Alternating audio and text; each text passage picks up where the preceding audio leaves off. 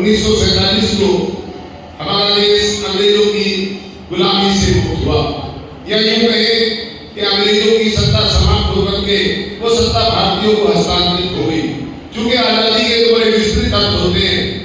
सच्चे मायने में अगर आजादी का हम विश्लेषण करेंगे तो हम देखेंगे कि 15 अगस्त 1947 को जो आजादी मिली वो केवल सत्ता का हस्तांतरण थी।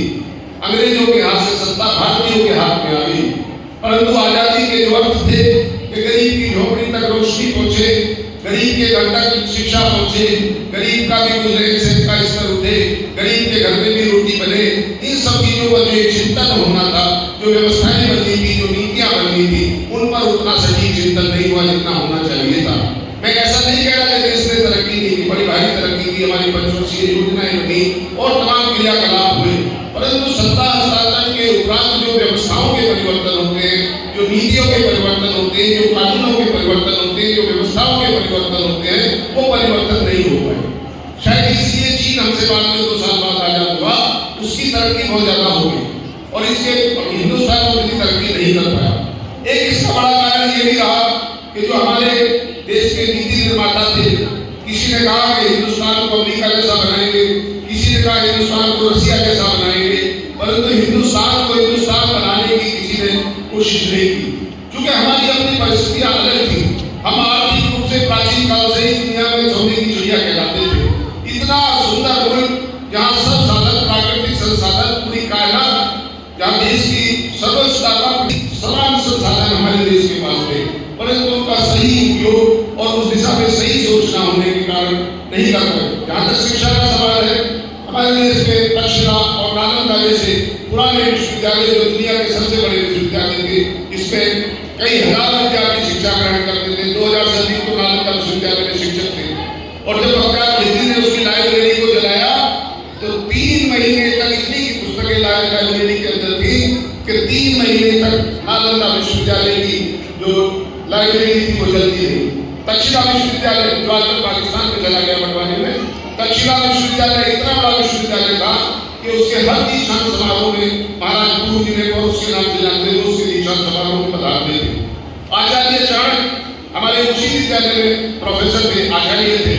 उसके बाद ही बाद में पाटलिपुत्र आए हैं, पहले वहीं पे वो प्रोफेसर लेक्चरर जो भी हमारी भाषा में कहते हैं आचार्य थे। तो शिक्षा का हमारा स्तर बहुत ऊंचा था।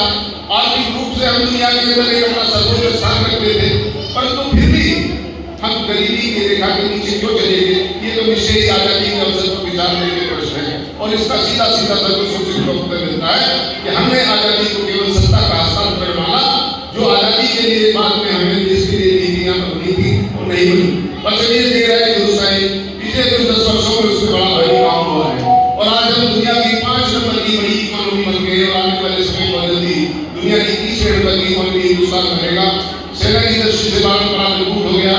आजादी की रक्षा के लिए सेना का मजबूत होना भी बहुत ही आवश्यक है। इसलिए हमारी सेनाएं आज दुनिया में जो 5वें 4थे नंबर पर हैं, वो सिविल मूवी का भी स्तर उठ रहा है, मिसाइल का भी कल परसों भी प्रशिक्षण हुआ है। आप लोग टीवी पर ये सब देखते रहते होंगे। तो मेरा कहना है कि देश को ऊंचा उठाने के लिए हमारे जो आने वाली पीढ़ी है उसको ऊंचा उठाना पड़ेगा और उसका केवल उठने का एक ही तरीका है हम शिक्षा के क्षेत्र में उन्नति करें। बिना शिक्षा के देश में तरक्की नहीं हो सकती। और देश की आधी आबादी महिलाएं हैं, लड़कियां हैं, बच्चे हैं। अगर देश की आधी आबादी शिक्षा से वंचित रह जाएगी तो भी देश तरक्की नहीं कर पाएगा। इसीलिए जो 250 रुपए में हम इस विद्यालय के अंदर पढ़ा रहे हैं कि देश की आधी आबादी भी उठे और अपने कंधों पे इस देश का भार संभाले। इस देश की तमाम जिम्मेदारियों का हमारी लड़कियां उठाएं और आप अच्छी क्लासेस में पढ़ करके शिक्षा के क्षेत्र में इस विद्यालय का नाम रोशन करें। देश की जो जिम्मेदारियां हैं, आने वाले समय में आप भावी इस देश के शासक बनेंगे, कलेक्टर बनेंगे, डीएम, जो भी संभावनाएं होंगी, राजनेता बनेंगे, तो उसके लिए सबसे जरूरी है कि आप सही नियत से, सही मन से, वचन से, कर्म से, मनसा वाचा कर्मणा से हम अध्ययन में जुटे, अपनी पुस्तकों का अध्ययन करें और उसके लिए आवश्यक है अनुशासन। किसी भी व्यक्ति की सफलता की सबसे बड़ी कुंजी है अनुशासन। तो सभी छात्राएं हमारे विद्यालय के अनुशासित हैं वैसे, लेकिन और अनुशासित हों और शिक्षकों के आदेशों का पालन करें और देश का भविष्य और अपना भविष्य सुरक्षित करें, संरक्षित करें, संवर्धित करें। इसी के साथ मैं वाणी को विराम देता हूँ और अपेक्षा करता हूँ कि आप सब लोग हम सब लोग मिलकर के इस देश का मान बढ़ाएंगे। 15 अगस्त समझे कि शिक्षा में हम सब लोग भारी तरक्की करेंगे और इस देश का भविष्य में मार्गदर्शन करेंगे। जय हिंद, जय भारत।